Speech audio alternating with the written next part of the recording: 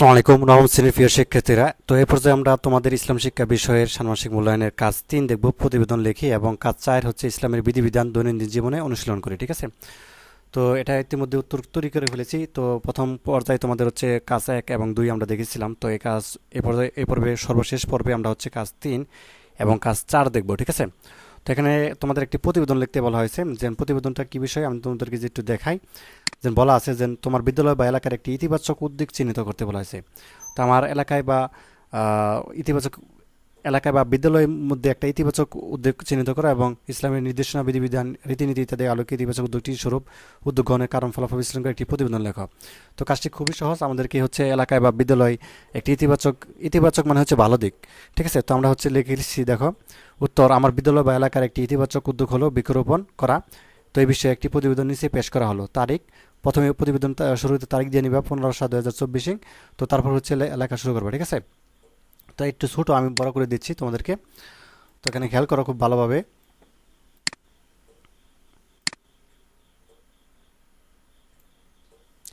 বরাবর সচিব, পরিবেশ বন মন্ত্রণালয়, বাংলাদেশ সচিব, ঢাকা। তো বিষয়, পরিবেশগত ভারসাম্য রক্ষায় বৃক্ষরোপণ গুরুত্ব সম্পর্কে প্রতিবেদন। আর সূত্র দিবা এটা। ঠিক আছে, মানে যে বা হচ্ছে বাংলাদেশের বা, স হচ্ছে সচিবালয়, ঢাকার ড। ঠিক আছে, তো একটা নাম্বার দিয়ে দিবা এবং ইটা দিবা। তো এখানে দেখো কি লেখা আছে। তো জনাব, পরিবেশগত বিপর্যয় রোধে বৃক্ষরোপণ প্রয়োজনীয়তার উপর নিম্নলিখিত প্রতিবেদনটি আপনার সদয় জ্ঞাতার্থে পেশ করছি। তো পরিবেশ বিপর্যয় রোধ, বৃক্ষরোপণ। তো এখানে লেখা শুরু করবা, বৃক্ষ মানুষের পরম বন্ধু, বিপল মানুষের পথবারে কম্পিত সুজলা সফলা পৃথিবী প্রতিবেদন সূক্ষ্ম শূন্য হচ্ছে, অবাধ ও নির্বাচনে চলছে বৃক্ষ বিধান, ফলে পানির জীবন ধারণ নিয়ামক অক্সিজেনের সরবরাহ হ্রাস পাচ্ছে প্রবলভাবে। তো জীবনের জন্য, জীবিকার জন্য বৃক্ষের প্রয়োজনীয়তা অনস্বীকার্য। তো রবীন্দ্রনাথ বৃক্ষের গুরুত্ব উপলব্ধি করে বলেছেন, আমরা যেমন অর্থাৎ স্নান করি এবং শুভ্র বস্ত্র পরিধান করি, তেমনি বাড়ির চারপাশে যত্নপূর্বক একটি বাগান করে রাখা ভদ্রপ্রথার একটি অবশ্য কর্তব্য অঙ্গ হওয়া উচিত। ঠিক আছে, তো একটি দেশে মোট ভূভাগের হচ্ছে 25 ভাগ বনভূমি থাকা উচিত, কিন্তু বাংলাদেশের বনভূমি পরিমাণ মোট ভূভাগের মাত্র 16 ভাগ। সুতরাং বাংলাদেশের বনভূমি পরিমাণ নৈরাশ্যজনক। এই অবস্থায় পরিবর্তন আবশ্যক। তাই অধিক হারে বৃক্ষরোপণের জন্য গণসচেতনতা সৃষ্টির বিকল্প নেই। জাতীয় গণমাধ্যমগুলো এ ব্যাপারে প্রশংসনীয় ভূমিকা রাখতে পারে। স্কুল, কলেজ, বিশ্ববিদ্যালয় শিক্ষার্থীদের এ মহতী উদ্যোগের অংশীদার করতে পারলে ভালো ফল পাওয়া যাবে বলে আমার বিশ্বাস। পরিশেষে একথা বলা প্রাসঙ্গিক, বৃক্ষরোপণের মতো একটি গুরুত্বপূর্ণ বিষয়কে অগ্রাধিকারের ভিত্তিতে বিবেচনা এনে জাতীয়ভাবে কর্মসূচি গ্রহণ এখন সময়ের দাবি। তো প্রতিবেদকের নাম, তোমার নামটা দিয়ে দিবে, শ্রেণী দিবে এবং আইডি বা রোল নাম্বারটা দিবে, শেষ। এভাবে হচ্ছে প্রতিবেদনটা লিখতে হবে। ঠিক আছে, সর্বশেষ আমরা হচ্ছে কাজ ৪ দেখব। উত্তর, আমার সামাজিক সমস্যাটি ছিল মাদকাসক্তি। ঠিক আছে, তো আমাদেরকে যেটি বলা আছে ধাপে ৪-এ যেন ইসলামী বিধিবিধান দৈনন্দিন জীবনে অনুশীলন করি। তো এখানে আমাদেরকে সামাজিক সমস্যাটা আবার বলতে হয়েছে এবং সামাজিক সমস্যা অনুযায়ী ইসলামের বিধিবিধান আলোকে তার সমাধান করার জন্য দৈনন্দিন জীবনে কোন কোন ক্ষেত্রে পরিবর্তন প্রয়োজন তা আমাদেরকে আলোচনা করতে বলা হয়েছে বা অনুসরণ করে উল্লেখ করতে বলা হয়েছে। তো আনসারটা আমরা দেখা যাক। তো আমার সামাজিক সমস্যাটি ছিল মাদকাসক্তি। তো আমরা এখন উত্তরটা দেখব। মানব জীবনের শান্তি ও মুক্তির জন্য প্রয়োজন প্রকৃতির অনুকূল আল্লাহর বিধান অনুসরণ করা, ঈমান আনে বিশ্বাস ও নিরাপত্তা এবং সমাজের কল্যাণে নিবেদিত হওয়া। ইসলামী শরীয়তের সব বিধান এ আলোকেই সুবিন্যস্ত। ইসলামের মাদক সেবন নিষিদ্ধ।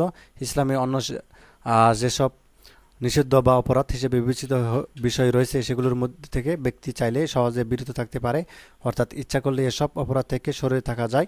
কিন্তু মাদক গ্রহণ এমন এক অপরাধ যা নিজের নিয়ন্ত্রণ থাকে না, বরং মাদকাসেবী নিজেই মাদক নেশার নিয়ন্ত্রণে চলে যায়। চাইলেই সেখান থেকে বেরিয়ে আসা যায় না, অর্থাৎ সে নেশাকে ছাড়তে চাইলেও নেশা তাকে সহজে ছাড়ে না। কোরআন কারিমে মাদক নিষিদ্ধের বিষয়টি 3টি ধাপে এসেছে। প্রথমে বলা হয়েছে, লোকেরা আপনাকে মত ও জয় সম্পর্কে জিজ্ঞাসা করে, বলুন এত বইয়ের মধ্যে আছে মহাপাপ এবং মানুষের জন্য অপকার। ঠিক আছে, এটা কিন্তু উপকার না, অপকার হবে, অপকারও, কিন্তু এগুলোতেও উপকারের চেয়ে ক্ষতি বেশি। সূরা 2, ঠিক আছে, বাকার আয়াত হচ্ছে 219। তো দ্বিতীয় পর্যায়ে বলা হয়েছে, হেমগণ মদ, জোয়া, পূজার বিধি, ভাগ্য নির্ণায়ক, স্বর, গণ্য, বস্তু এগুলো শয়তানের কার্য। তো সুতরাং তোমরা তা বর্জন করো যাতে তোমরা হচ্ছে সফল হতে পারো। সূরা 5 মায়দা আয়াত হচ্ছে 90।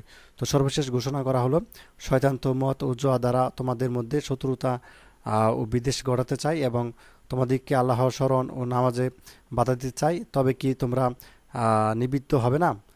সূরা 5-এর মায়দা আয়াত হচ্ছে এত। ঠিক আছে, তো বিশ্ব শান্তি, সমৃদ্ধ ও স্থিতিশীল তার জন্য সর্বস্তরের মাদক পরিহার করতে হবে। তো মাদকের বিরুদ্ধে সামাজিক আন্দোলন, পারিবারিক প্রতিরোধ গড়ে তুলতে হবে। মাদক নিয়ন্ত্রণ শুধু আইনি ও সামাজিক বিষয় নয়, বরং এটি ইমান আমলের সঙ্গে সম্পর্কিত অতি জরুরি বিষয়। তো এইভাবে হচ্ছে আনসারটি করে ফেলবে। তো ধন্যবাদ সবাইকে এই ভিডিওটি দেখার জন্য। আল্লাহ হাফেজ।